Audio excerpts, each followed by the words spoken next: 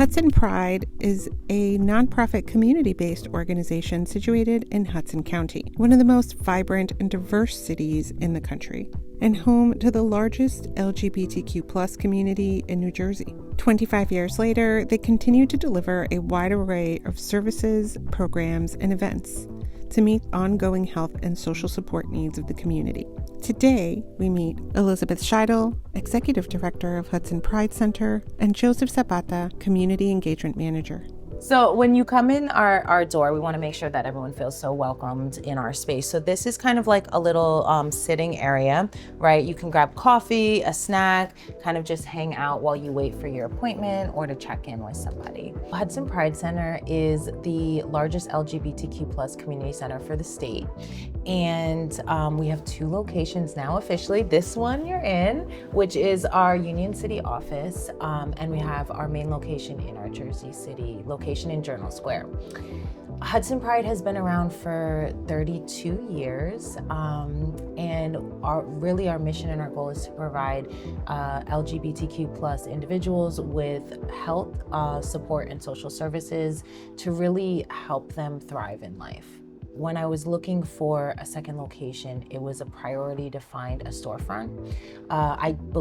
We believe that the LGBTQ+ community should feel seen right at street level, right? There's something about walking past an LGBTQ center that someone who identifies as part of our community can feel like, this is for me, I'm seen, I'm represented here, right? And it's okay to be myself.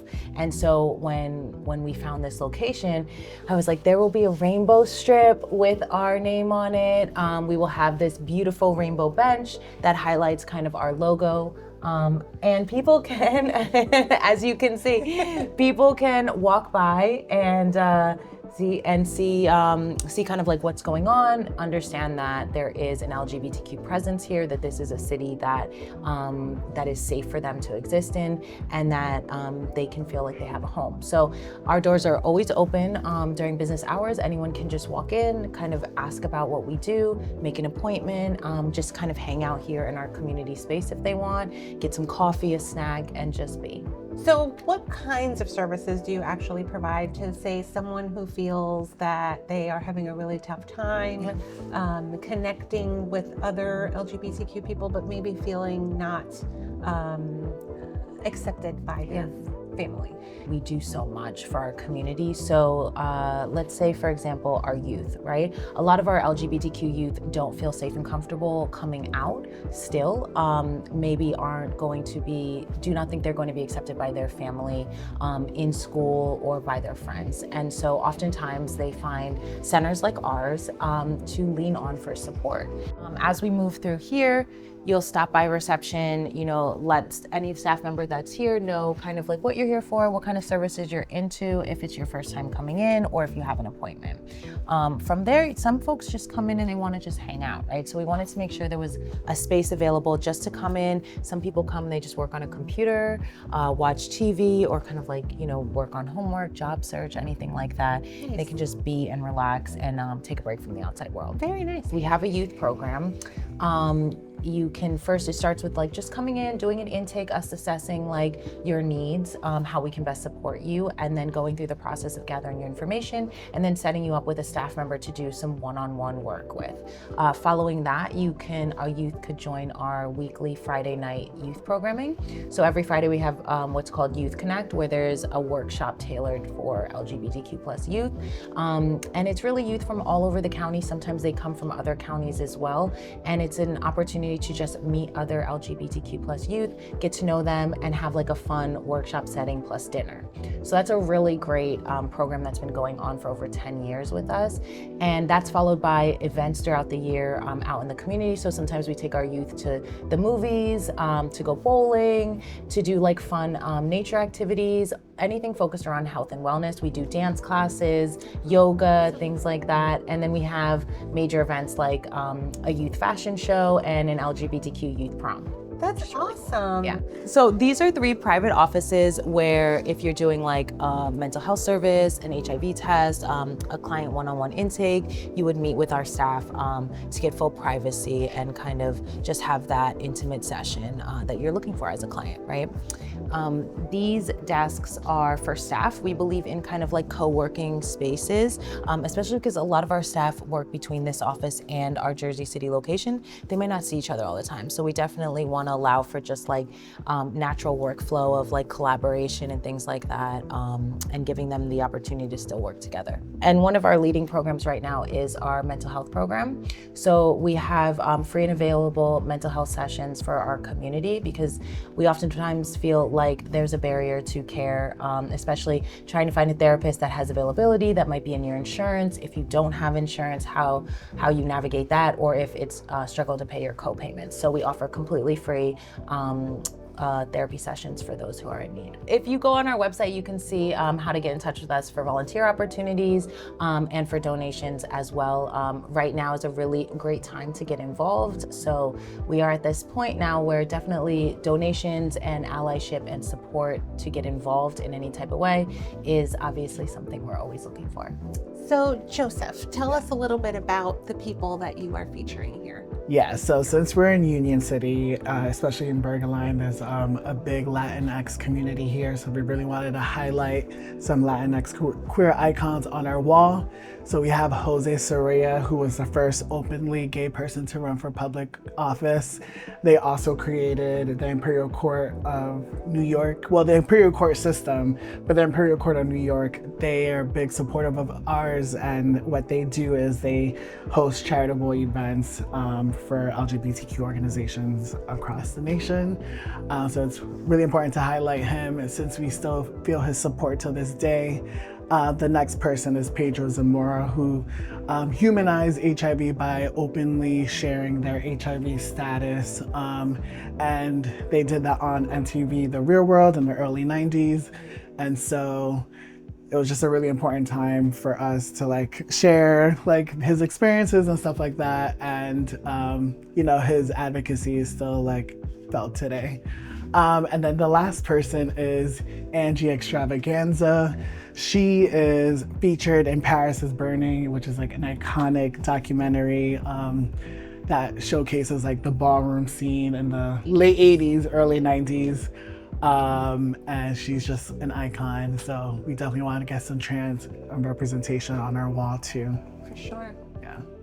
So each room is actually highlighted as as we want to honor an LGBTQ plus icon that was impactful in our story of becoming where we are today in time for LGBTQ folks. So the first room I'm going to show you is the Sylvia Rivera. So can you tell us a little bit about Sylvia Rivera? Yeah, absolutely. And the room will tell you a little bit too. So come on in. So Sylvia Rivera was a transgender activist during the Stonewall time. And she did all this through New York City. So we wanted to make the room in here feel very New York City vibes. So that's why you see the kind of like subway station in here, and kind of like the powerful, if you come back here, the powerful kind of statement. This is one of Sylvia Rivera's major quotes from her time period, as well as we put in here, because she was such an important activist in Stonewall and in our kind of rights during that time period. We put in here other images of activists and or protests that happened that we felt was inspirational. You'll see here Christopher Street. This is obviously the LGBTQ hub in New York City, where everything has happened. So we wanted to make sure that we highlighted that. And then this was a piece we created. It brings together 2 different news articles during the time period of Stonewall, and then obviously the infamous Stonewall sign that's still there. Yeah. So she was an inspiration to us, and without her, history would not be where it is. So we're grateful for her. And then you'll see around here kind of some tools and equipment. This is for our free HIV testing. This is really cool. Let me highlight this. This is in all of the offices. For anyone who's interested in learning more about a particular medication or health issue, it's a really, really cool and very educational. So if you tap like, let's go with something. Let's go with Staph infection. There you go, staph infection. So you can read through what exactly it is, what are symptoms, and how to manage and reduce risk. This is also a really cool section if you wanted to learn about your body's autonomy. You could click here and pick cardio, dentistry, anything kind of you are interested in learning about, and then go further into details with it. So it's great. Yeah, and it's really like hands-on learning, and we could either have one of our staff break down and explain things, or the individual can kind of just go through it and check out what they need. Also, if there was something where you're thinking of but didn't see, you just type it in search. This is amazing. Yeah. And has like all the specialties Yeah. here. My gosh, that's so cool. Yeah, so it's like a full health library. I love like medical stuff. We actually, Mesmerize is a company that donated these to us for free. Oh, that's awesome. Yeah, it's a really, really great partner of ours that focuses on individual health and making sure that everyone has the knowledge and or can ask the questions. Right. Yeah. Love that.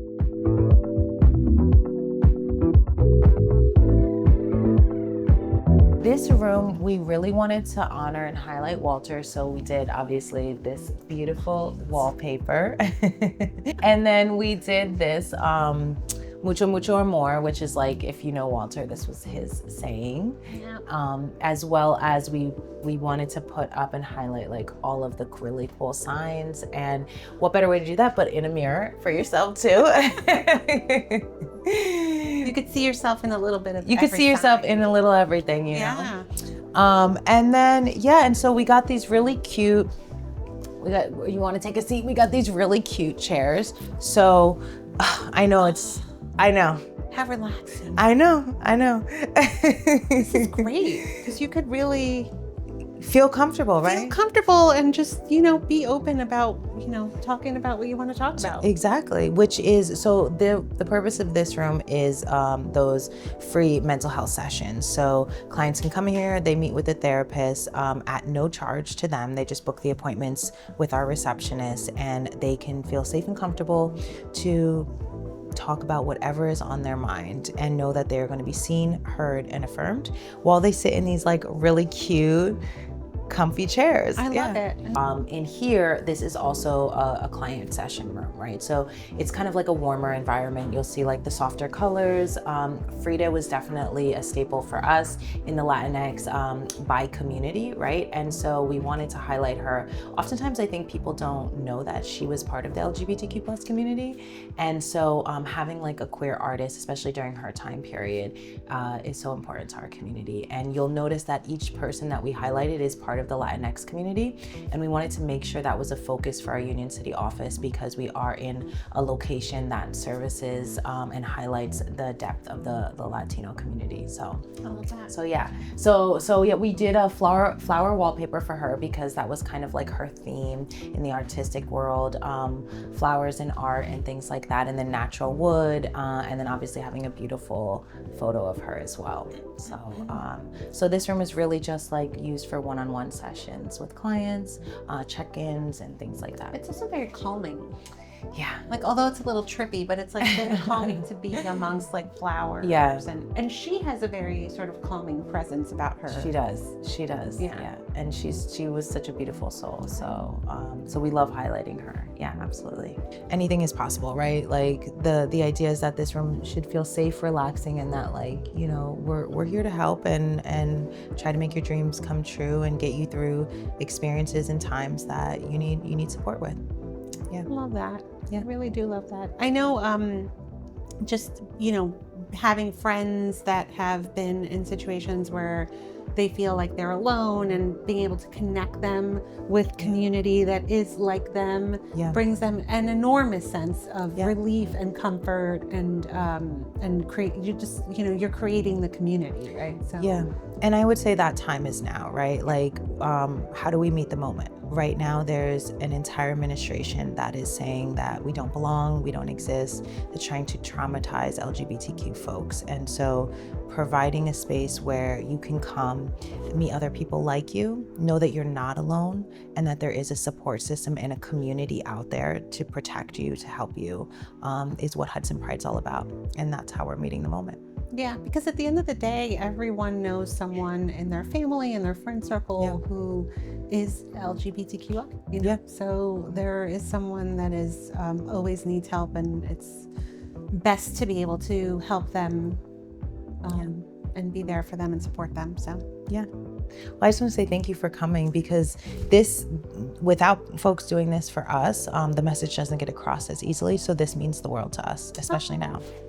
Oh, it's a pleasure. I love to be able to highlight things and to be able, I'm really about creating community.